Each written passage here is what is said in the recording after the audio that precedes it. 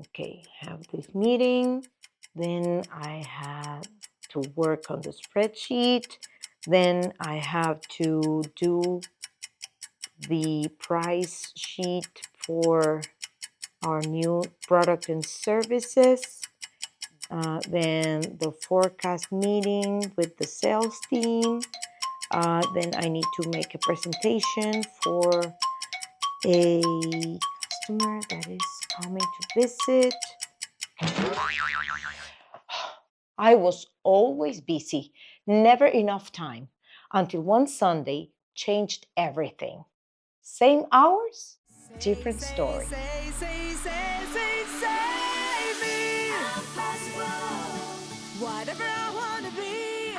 For most of my life, I operated as if time was the thing that happened to me. Like a current I was always swimming against. I was constantly behind, always working towards the next deadline, the next fire, the next thing someone needed from me. And somewhere in there, the things I wanted to do, my music, my creative work, kept getting pushed for later. Gay Hendricks calls this living in Newtonian time. The idea that time is fixed, finite resource outside of our control. And I lived there for decades. But there's another way to relate to time, and he calls it Einstein time. And by the end of this episode, we'll understand what that shift actually looks like in real life, not as a concept, but as a practice. Because I've lived both sides of it, and I can tell you, one of them costs us our dreams.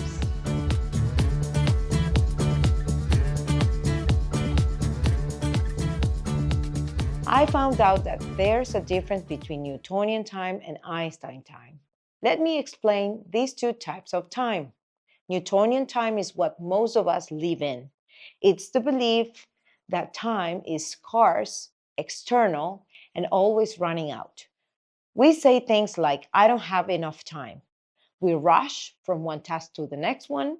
We feel guilty when we stop, and we feel behind even when we haven't started.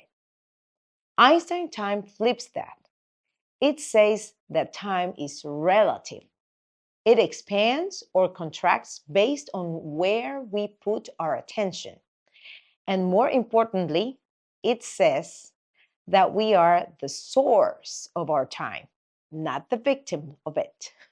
Hendricks illustrates this with something we have all felt. Think about the last time you were waiting for news you were anxious about. Test results, a big decision, a phone call that didn't come. That hour felt like a week. Now think about the last time you were fully absorbed in something you loved. 2 hours gone, and it felt just like 20 minutes. Same clock, completely different experiences. I thought about that and realized I had already been living Einstein time when it came to music. A 5 a.m. writing session with my producer, Martin Sutton, in the UK would fly by. Recording at 4 a.m. felt energizing, not exhausting, but the rest of my life, I was trapped in the Newtonian time, completely convinced I was the victim of a schedule that was just too full. The problem wasn't the clock. The problem was where I was putting my attention and who I believed was in charge.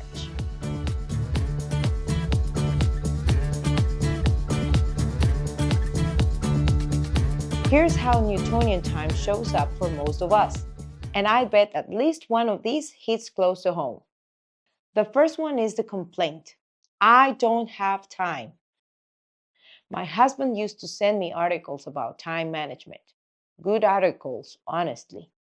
And I'd skim them and think, yes, I know, but my situation is different. He sent me one once by a time management expert who said that we should book every single thing we want to do the same way we book a client meeting. Family dinner? Block it. An hour of writing? Block it. A walk? Block it. If I wouldn't cancel on a client, why would I cancel on myself? And I tried it. And then an emergency would come in, or a sales rep would call. And I dropped everything because I hadn't yet learned to say no.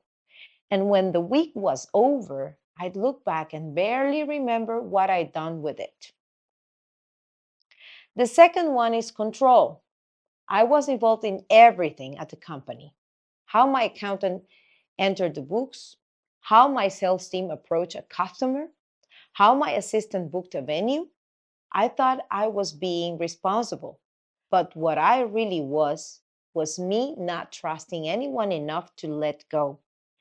And as long as I was holding everything, there was no room to hold what I actually loved. The third one is the invisible plan. Most days, I had no plan at all. I would wake up and just start reacting. Things would come up, I'd handle them, and by 11 p.m., I'd be sitting on my desk finishing something that had a deadline, wondering where the day went. And here's the hardest part to admit: I knew it. My husband kept telling me, articles kept confirming it, but I wasn't ready to change it. Because changing it means letting go of control of the identity I built around being the person who handled everything. Recognizing that was uncomfortable and necessary. But there's a way through, and the shift isn't as dramatic as it sounds. It starts with one Sunday and one decision. We are getting there right after the break.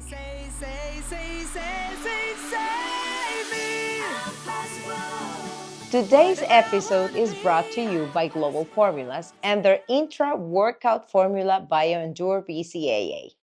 We talk a lot in this episode about showing up fully, blocking the time, starting something, and actually finishing it. BioEndure was built around that same idea.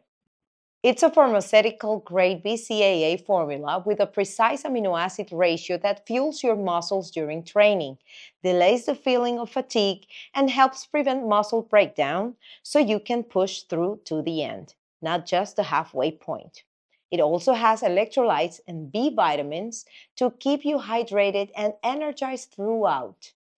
If one of the things you want to protect in your blocked calendar is your workout, and it should be, BioEndure is what I use to make sure that hour actually counts. You can find it at globalformulas.com and use my code SHOWUP10 for 10% off your order. The link is in the description.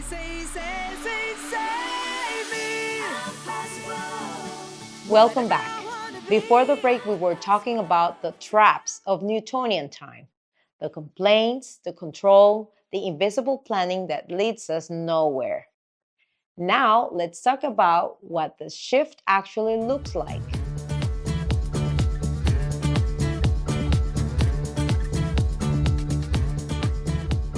The concept of Einstein time gives us a framework, but the framework alone doesn't change anything. What changed it for me was a hands-on exercise in the book. Hendricks' instructions in chapter 6 of The Big Leap is clear. Stop complaining about time as the very first step, because that complaint is what locks us into the Newtonian mindset. Then, claim ownership. Decide that you are the source of your time, not the victim of it. He recommends starting with just 30 minutes a day devoted entirely to the zone of genius, with full presence, no interruptions. I took that principle and ran with it. I decided to test it on a full Sunday, away from the pressure of a work week, just as he suggested. But my own experience went farther. I made one rule for the whole day: one thing at a time. Start it, finish it, then move to the next one. No switching, no half finishing, just full presence on whatever was in front of me. By the end of that Sunday, I had done laundry, made breakfast, handled the dishes, written verses of a song I'd been circling for weeks, gone out for groceries, had lunch, watched a movie with my kids, read 2 chapters of a book, done my walk, done my workout, made dinner, and planned the whole next week. I remember standing in my kitchen that night thinking, where was this time hiding? It wasn't hiding. I had been tossing it away in pieces, a little here, interrupted there, then half present somewhere else, and at the end of the day, nothing felt fully done. Now, the steps I use today are not just from one book. I studied both The Big Leap and the 12-week year. And over time, I built my own unified approach, taking what worked for me from each book and putting it together into something I could actually live. Here's what that looks like. Step one, take full ownership of your schedule. This comes straight from Hendricks. Real ownership, not just in words. It means that when I say I don't have time, I am actually saying this is not my priority right now. And sometimes that's honest and that's okay. But I had to stop hiding behind the clock. Step two, block everything that matters. Treat it like a client meeting. My husband was right about the articles he sent me. If I wouldn't cancel on a customer, why would I cancel on my own creative time, my family, or my workout? Those things get blocked in the calendar like non negotiable. And when the interruption comes, and it will, I ask myself, is this actually an emergency? Or does it feel just urgent? Most of the time, it can wait. Step three, do one thing at a time. Total presence. This is the one that surprised me most, and it's the core of what Hendricks calls Einstein Time. When I'm writing a song and I'm actually there, fully in it, that 1 hour gives me more than 3 fragmented hours ever could. Step four, connect your time to your vision. This is where the 12-week year comes in. Having the right mindset about time was only half the battle. I still needed execution. The 12-week year taught me to set a specific 90-day goal with clear weekly tactics.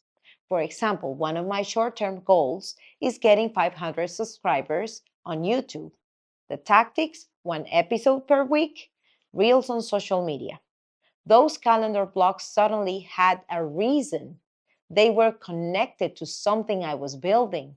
I still haven't hit 500 subscribers yet, but I see the needle moving. And that's because for the first time, I am not just busy, I am building.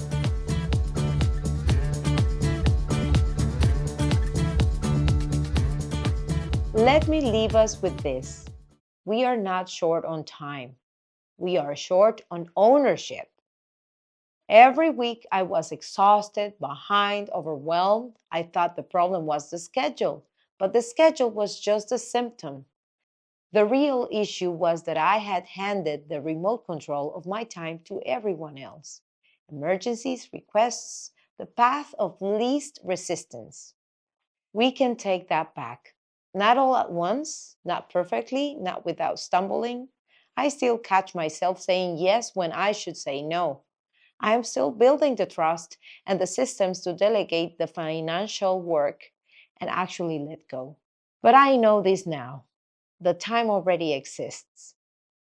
We just have to decide on purpose what we do with it.